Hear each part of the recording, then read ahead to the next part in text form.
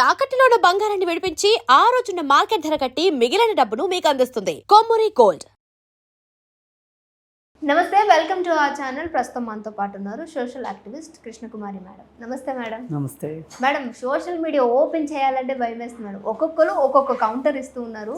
అసలు దాన్ని మనం ఏ విధంగా అర్థం చేసుకోవాలి, మనకు ఉపయోగపడుతుందా లేదా అని ఒక కోణంలో, ఈ కోణంలో చూసుకుంటే చిన్మయ్ మేడం చాలా బాగా సింగర్. అసలు ఏ విధంగా అంటే పాటలు చాలా ఎనసొంపుగా ఉంటాయి. అదే తరహాలో ఆడవాళ్ళ కోసం చాలా బాగా మాట్లాడతారు. ఈ కోణంలో సునీత గారు చూసుకుంటే ఒక మాట అన్నారు, my choice, my body my choice అనే ఒక పదం. సో ఇందులో ఆవిడ చెప్పినటువంటి అర్థం వేరు అని ఆవిడ అంటున్నారు.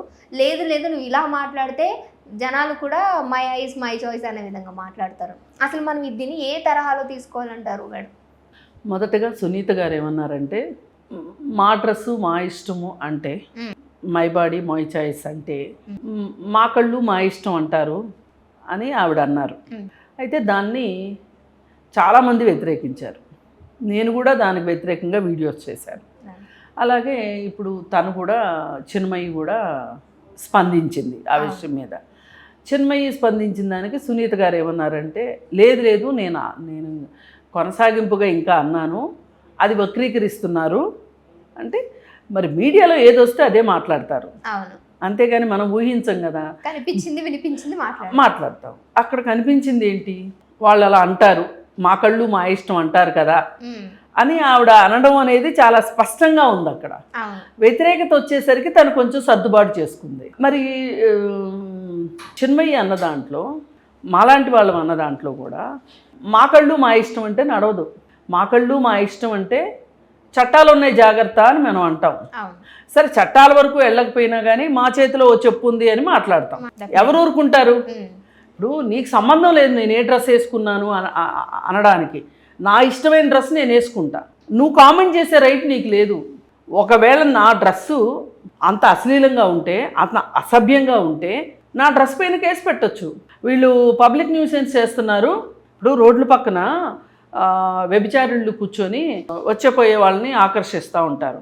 అప్పుడు వాళ్ళు కొంచెం ఆక్వర్డ్ డ్రెస్సెస్ వేసుకుంటారు. వేసుకున్నప్పుడు వాళ్ళని ఏమంటున్నారు పోలీసులు, మీరు ఇలా రోడ్డు పక్కన అసభ్యత అశ్లీలత చేయకూడదు, మీరు ఇట్లాంటి న్యూసెన్స్ క్రియేట్ చేయకూడదు అంటున్నారు. అలాగే ఎవరైనా ఆడవాళ్ళు అట్లా డ్రెస్సులు వేసుకొని వెళితే, అది ఎవరికైనా అసభ్యతగా అశ్లీలంగా అనిపిస్తే, ఒక న్యూసెన్స్ క్రియేట్ అయ్యింది అనిపిస్తే చట్టం తలుపు తట్టొచ్చు. అంతేగాని నా కళ్ళు ఉన్నాయి కదా నేను చూస్తాను, నాకు చేతులు ఉన్నాయి కదా నేను చేతులు వేస్తాను అంటే నడవదు.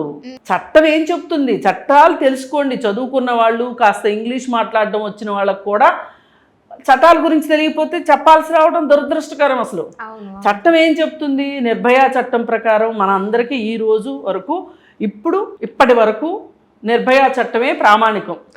అంటే అంతకుముందు చాలా చట్టాలు ఉన్నాయి, చివరగా వచ్చింది నిర్భయ చట్టం. మహిళలకు సంబంధించి ఈ లైంగికంగా వేధింపులు ఇట్లాంటి వాటికి సంబంధించి నిర్భయ చట్టం. నిర్భయ చట్టం ఏం చెప్తుంది క్లియర్గా, 30 సెకండ్ల పాటు కూడా తేరిపారా ఆ మహిళకి ఇష్టం లేకుండా చూడకూడదు అని చెప్తుంది. అన్నప్పుడు ఆ మహిళ ఎట్లాంటి బట్టలన్నా వేసుకుని ఉండొచ్చు. ఆ మహిళ అంటూ అభ్యంతరం చెప్పింది అంటే గనక నువ్వు ఆమెను చూడడం ఆపేయాలి. ఇది చట్టం. ఒకవేళ నువ్వు ఆపలేదనుకో, ఆవిడ కంప్లైంట్ చేసే హక్కు ఉంది ఆవిడకి. అంతేగాని ఆవిడ అలాంటి బట్టలు వేసుకుంది కాబట్టి నేను చూశానని చెప్తే చట్టం ఒప్పుకోదు. అందుకని ఏంటంటే ఎవరైనా చట్టం ముందు మనం తల వంచాల్సిందే. పైగా 354 ABCD అని నిర్భయ చట్టం చెప్తుంది. ఏంటి అంటే, ఒక మహిళని వెంబడించకూడదు, ఒక మహిళని దూషించకూడదు, అసభ్యంగా మాట్లాడకూడదు, అభ్యంతరకరమైన సైగలు కూడా చేయకూడదు. అలాగే నీకు సంబంధించిన నా దగ్గర ఏవో ఆధారాలు ఉన్నాయి, నువ్వు నా ఇష్ట ప్రకారం నువ్వు నడుచుకోకపోతే కనుక ఈ ఆధారాలు బయట పెడతాను, బ్లాక్మెయిలింగ్ చేయకూడదు, బట్టలు విప్పమని అడగకూడదు, అలాగే ఆమెని మద్యం సేవించమని కానీ మత్తు పదార్థాలు తీసుకోమని కానీ డిమాండ్ చేయకూడదు. అలాంటి పరిస్థితిలో ఉన్న మహిళతోటి లైంగిక వేధింపులు చేయడానికి వీల్లేదు. ఇది చెప్తుంది చట్టం. మరి ఇలాంటి చట్టాలు ఉన్నప్పుడు చట్టాలు తెలుసుకోండి. మీరు అసభ్యంగా బట్టలు వేసుకుంటే వేరే వాళ్ళు అసభ్యంగా ప్రవర్తిస్తారు. ఇది మీకు ఓకేనా, ఇలా మాట్లాడుతూ ఉంటారు కొంతమంది. మీరు ఇలా మాట్లాడడానికి వీల్లేదు, మీరు సమాజంలో తప్పుడు సంకేతాలు పంపిస్తున్నారు. ఇప్పుడు ఇంతకుముందు కూడా మనం మాట్లాడుకున్నాం, ఒక ఆయన ఏం మాట్లాడాడు, ఇలాంటి బట్టలు వేసుకుంటున్నారు మీరు, ముసలివాడిని నాకే ఆగట్లేదు, వయసు కుర్రాళ్ళు ఎట్లా ఆగుతారు అని చెప్పి మాట్లాడారు. వయసు కుర్రాళ్ళు ఆగుతారా ఆగరా, ముసలివాడివి నువ్వు ఆగుతావా ఆగవా మాకు సంబంధించిన విషయం కాదు. మీరు ఆగకపోతే తర్వాత జరిగే వాటికి మేము బాధ్యులం కాము. చట్ట ప్రకారం మీరు శిక్షార్హులు అవుతారు. మీకు చట్టంతో శిక్ష పడించుకోవటం మీకు ఇష్టమైతే మీకు ఇష్టమైనట్లు మీరు ప్రవర్తించండి, కానీ వీటన్నిటినీ అమ్మాయిల బట్టల దగ్గరికి తీసుకురావద్దు. మీ బుర్రలో ఉన్న వికారానికి మందేంటో మీరు చూసుకోండి, అంతేగాని మీరు అలా ఎందుకున్నారంటే మీరు అలా ఉన్నారు కాబట్టి మేము ఇలా ఉన్నామంటే నడవద్దు అని. ఇంకా there ends the matter. Sunitha గారి మనసులో ఏముందో అనవసరం, బయటికి మాట్లాడిందే వినిపిస్తుంది కనిపిస్తుంది. దాని ప్రకారం సునీత గారు మాట్లాడింది కరెక్ట్ కాదు. సరే నేను ఇలా మాట్లాడినా కానీ మీరు ఏమంటారు దాన్ని, మీరు తప్పుగా అర్థం చేసుకోవద్దు, మీరే తప్పుగా అర్థం చేసుకున్నారు.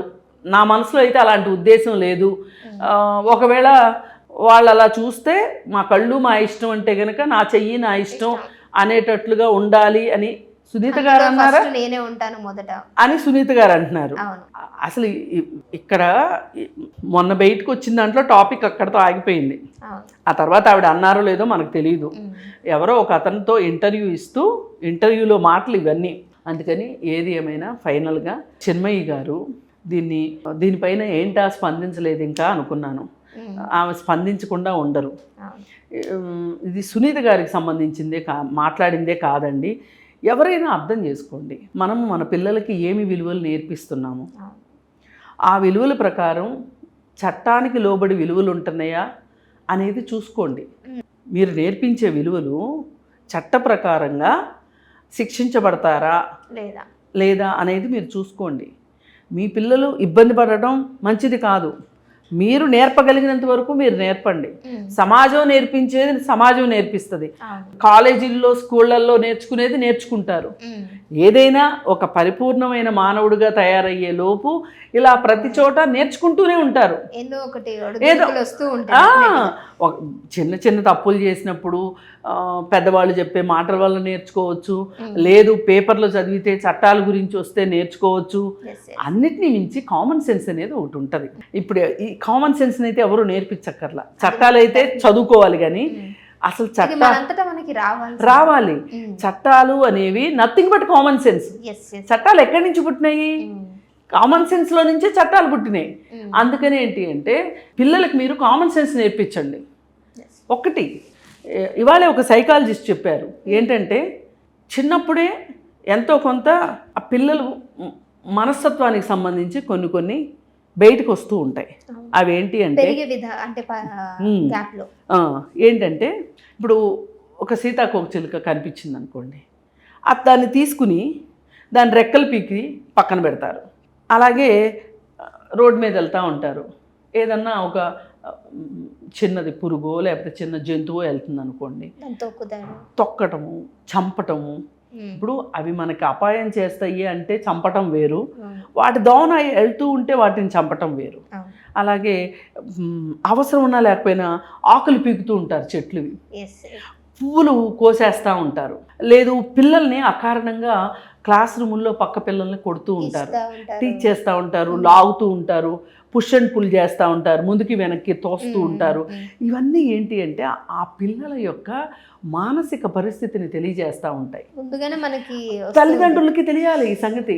ఇప్పుడు అక్క చెల్లి లేకపోతే అన్న తమ్ముడు ఉంటారు, వాళ్ళ మధ్యలో గొడవ వచ్చినప్పుడు ఒకరు విపరీతంగా స్పందిస్తూ ఉంటారు, విపరీతంగా కొడతారు రెండో వాళ్ళని. అప్పుడు వీళ్ళ మనస్తత్వం ఏంటి అని తల్లిదండ్రులు అసెస్ చేయగలగాలి. అసెస్ చేస్తే ఏమవుతుంది అంటే అసలు వీళ్ళు ఎలా ఉన్నారు మన పిల్లలు, ఈ పిల్లలు సరిగా పెరుగుతున్నారా లేదా అనేది మనకు అర్థమవుతుంది. అందుకని ఏంటంటే తల్లిదండ్రులు మొదటగా గమనించాలి పిల్లల్ని. గమనిస్తే వీళ్ళన్నా తేడాగా ఉన్నారు అంటే వాళ్ళని చూపించగలగాలి. ముందు నుంచి జాగ్రత్త అదే ఒకవేళ మనం అలా చూపించలేదనుకోండి, ఆ పిల్లలకి ఒక స్పెషల్ ట్రీట్మెంట్ మనం చేయలేదనుకోండి, వాళ్ళు పెరిగి పెద్ద అయిన తర్వాత యాంటీ సోషల్ పర్సనాలిటీస్గా డెవలప్ అవుతారు. ఇవాళ ఆడపిల్లల్ని ఏడిపించేవాళ్ళు, లేకపోతే చిన్న చిన్న దొంగతనాలు చేసేవాళ్ళు, ఇట్లాంటి వాళ్ళందరూకి ఒక రకమైన మానసిక స్థితి ఉంటుంది, మానసిక పరిస్థితులు ఉంటాయి. వాళ్ళు అవే పెరిగి పెరిగి పెద్ద అయినాయి అనుకోండి, వాళ్ళే పెద్ద పెద్ద దొంగతనాలు చేస్తారు, యాంటీ సోషల్ పర్సనాలిటీస్గా తయారవుతారు, ఆడపిల్లల్ని ఏడిపిస్తారు, దొంగతనాలు చేస్తారు, లేదంటే గంజాయి తీసుకోవటము, గంజాయి సప్లై చేయడము, ఇట్లాంటివన్నీ చేస్తూ ఉంటారు. మనం గనక ఆ అమ్మాయి బట్టలు సరిగా వేసుకోలేదు కాబట్టి మా అబ్బాయి అమ్మాయిని చూశాడు, టీచ్ చేశాడు అని ఏ తల్లిదండ్రులు అన్నారనుకోండి, రేపొద్దున ఈ పిల్లాడే రేపిస్ట్ అయినా ఆశ్చర్యపోకరు. వీళ్ళు సమర్థించే దాన్ని బట్టి వీళ్ళ బిహేవియర్ ఉంటుంది. అందుకని మనం ఎప్పుడైనా సరే మన పిల్లల పెంపకంలో మనం జాగ్రత్తలు వహించాలి. వహించకపోతే ఇలాంటి అనర్థాలు జరుగుతాయి. అప్పుడు నిధి అగర్వాల్ లాంటి వాళ్ళు పబ్లిక్ ప్లేస్లోకి బట్టలు సరిగా వేసుకోకపోతే, వేసుకున్నారా వేసుకోలేదా అనేది ఒక నిమిషం పక్కన పెడితే, వేసుకున్నా చేతులు వేస్తారు, వేసుకోకపోయినా చేతులు వేస్తారు. మనం చెప్పాల్సింది ఏంటంటే వాళ్ళు బట్టలు వేసుకున్నా వేసుకోకపోయినా అలా చేతులు వేయడం తప్పు అనేది, నేరము అనేది చెప్పగలగాలి. అప్పుడు డెఫినెట్గా ఇలాంటివి మార్పు వస్తుంది.